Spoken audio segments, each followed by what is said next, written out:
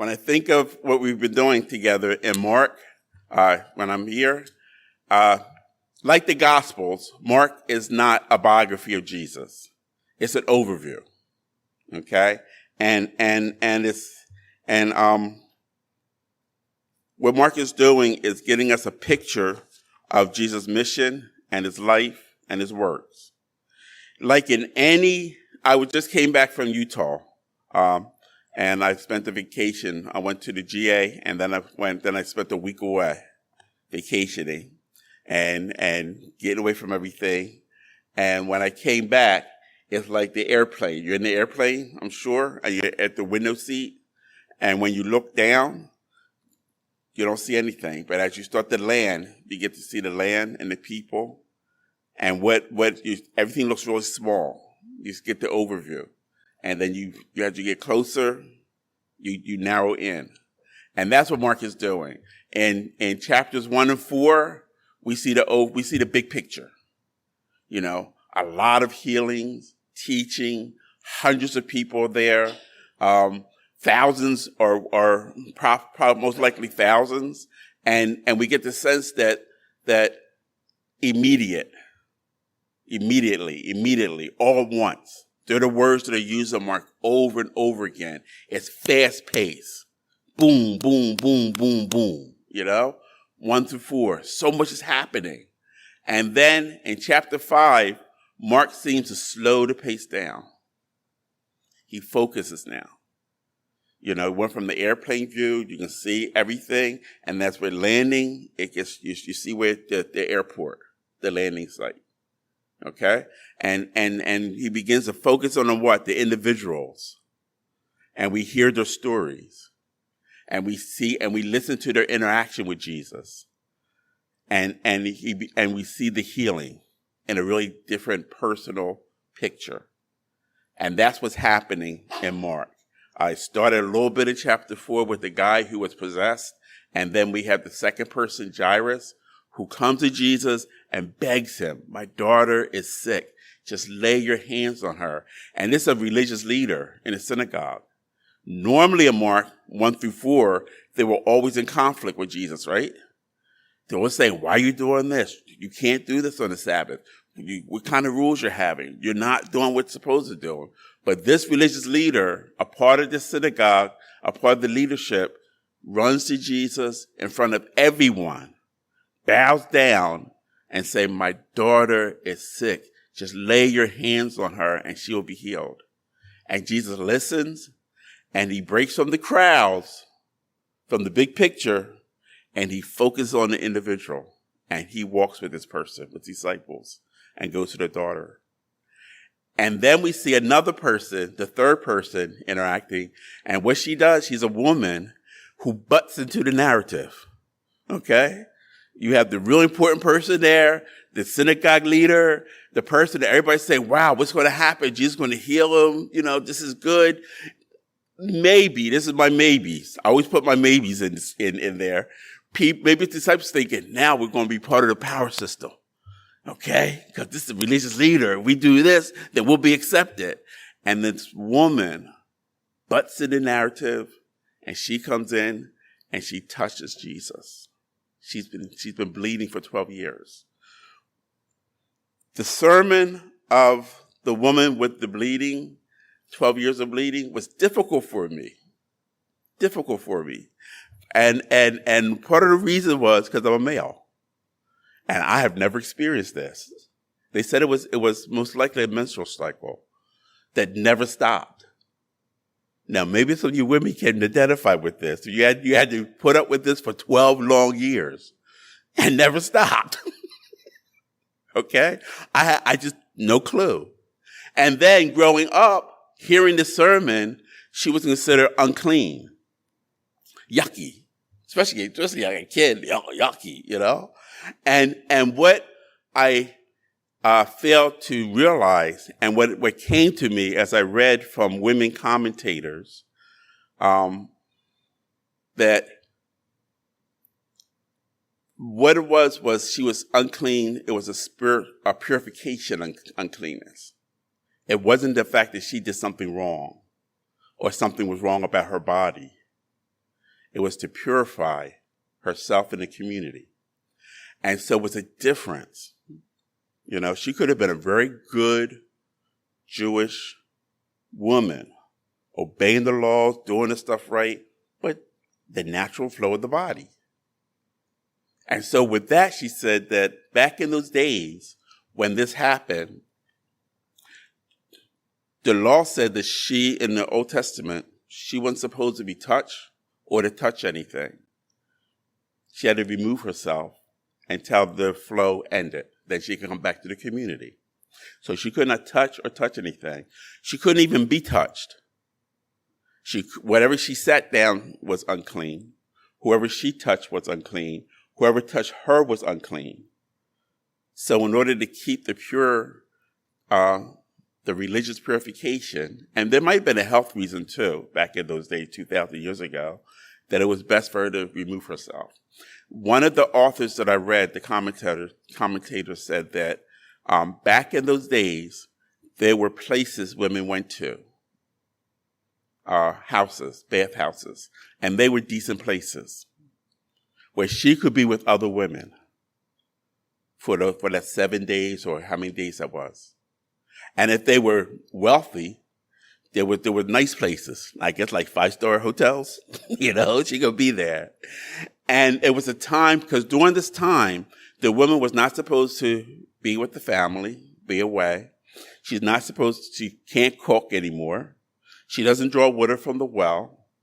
Okay? She's relieved from the everyday duties of motherhood and wife, even having intercourse, having sex.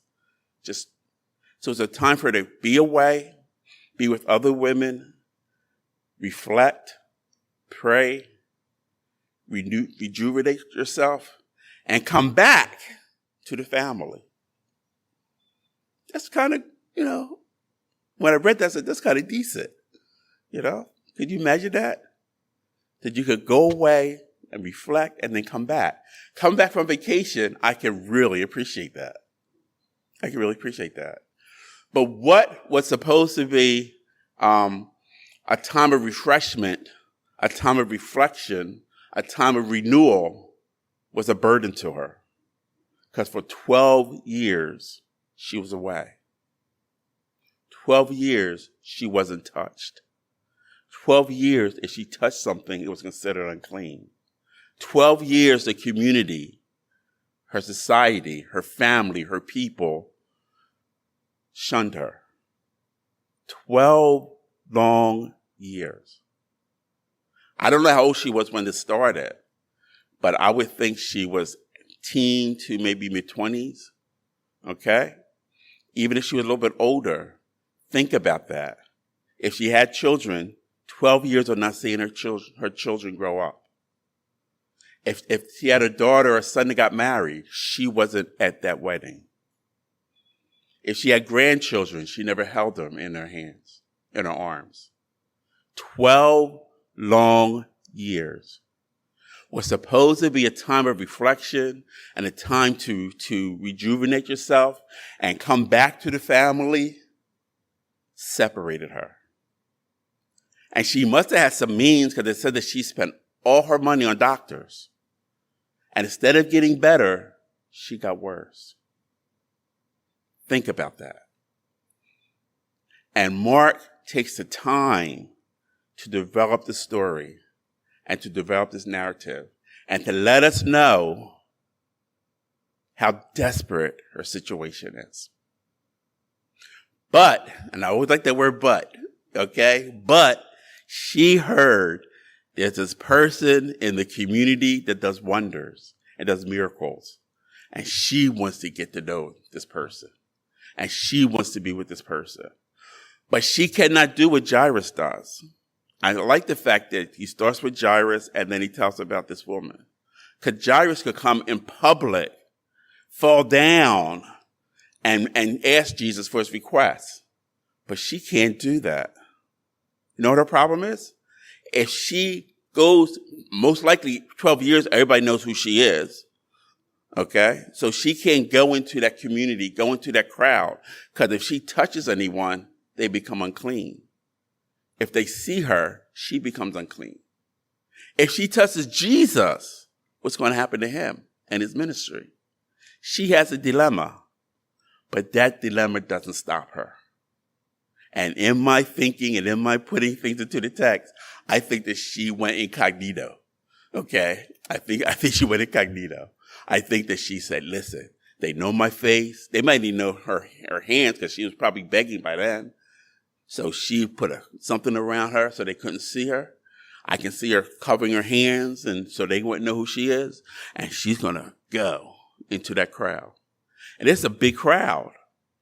So she's putting her mark on everybody, all right? She's bumping into people, unclean. And if she touched someone unclean and they touch somebody, they're unclean. It's a domino effect. And she's going in there, boom, boom, boom, boom, and get to Jesus. And then she has to think to herself, if I touch him, I make him unclean.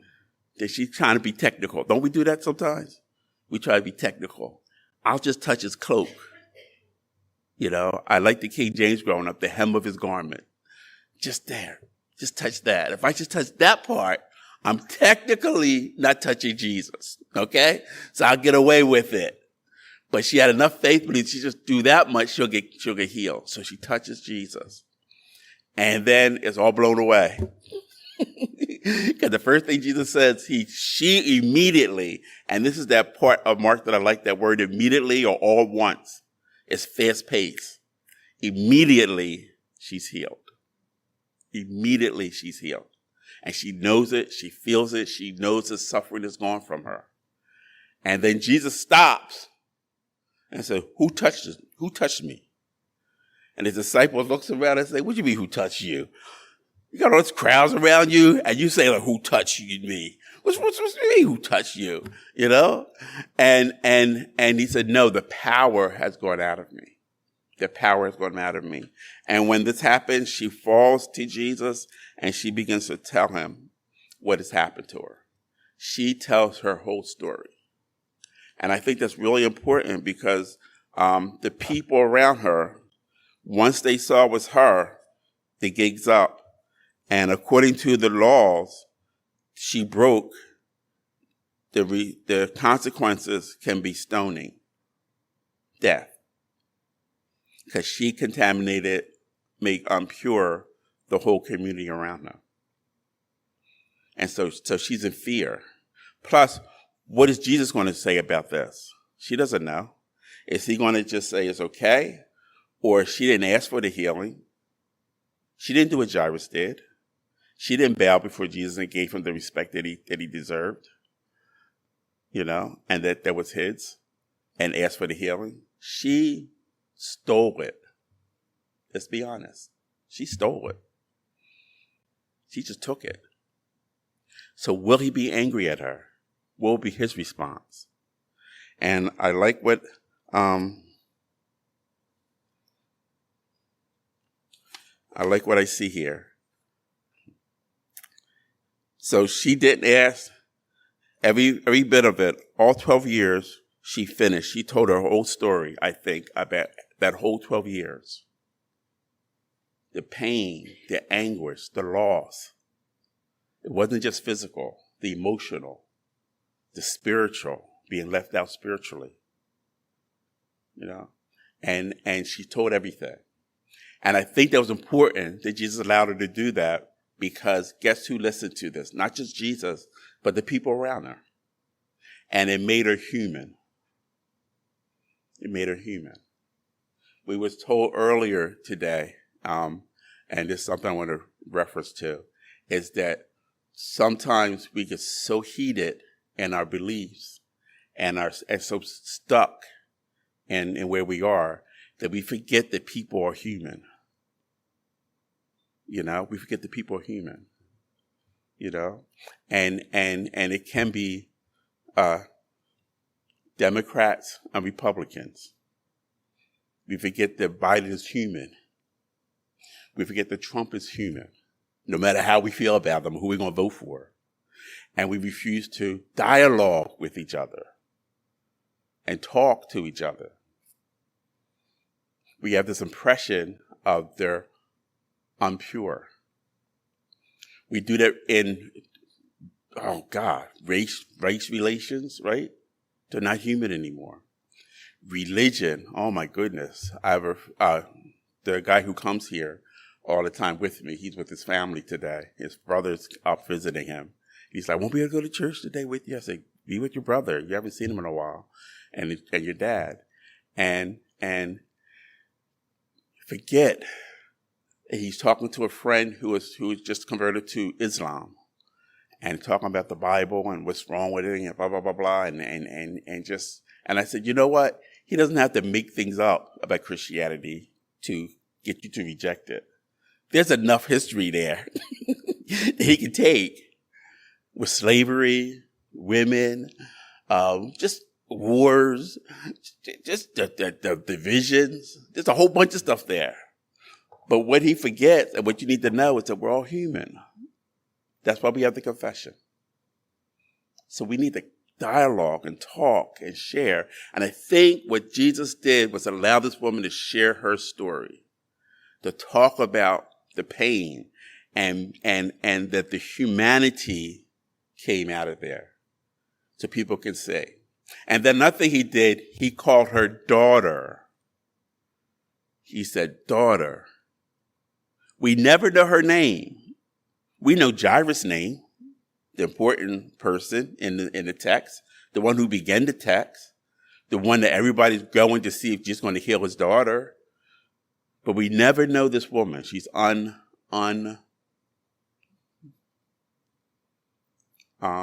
she's just not named.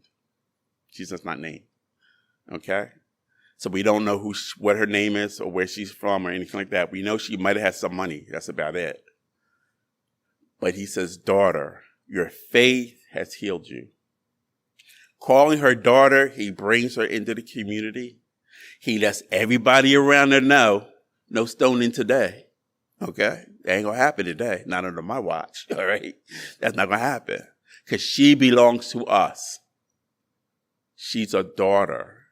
And it implies that when the healing was complete and affirmed by Jesus, that she went back to her community, back to her children, to her husband. She if she had grandchildren, she held them for the first time. You know, they probably didn't even know who she was. And she held them and kissed them and embraced them. And she transitioned back. Daughter, your faith has healed you. So this is a great, great story and narrative about how Jesus cares for us as individuals and how he is able to heal all our wounds. Bless the Lord, O my soul, all that is within me, bless his holy name. Bless the Lord, O my soul, who forgets not your benefits, who heals all your diseases. Bless the Lord, O my soul. So God is in the business of healing. So what is the application? The woman had to wait 12 years before God healed her. I don't know how long it will take for you to wait. And I can't promise you that God will heal every disease that you have. I know at the end, I know that we'll get whatever issues, it will be healed as we walk into his kingdom, physically walk into his kingdom. But there can be healing today. But I can't promise you how long it will take or when it will happen. But I know that Jesus is in the business of healing all our diseases. The one thing I know that Jesus cares about each one of us, and we can be confident that Jesus will take care of the world. I had here Paul's from the events of the world to listen to us. But you know what? Jesus is God. He can do both. So as we listen to the events of yesterday and what will happen, as we hear what's happening in the world and the chaos that might come, we're not the only one in a situation of chaos. There's chaos in Gaza, chaos in Israel, chaos in Ukraine, chaos in Africa, chaos everywhere. But as God is dealing with all that, he wants to say, son, daughter, you're healed. He can do both.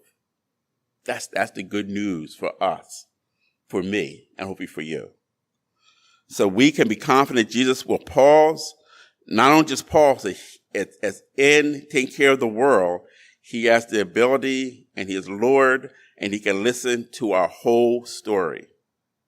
Philippians 4:6-7, do not be worried about anything, but pray and ask God for everything you need, always giving thanks.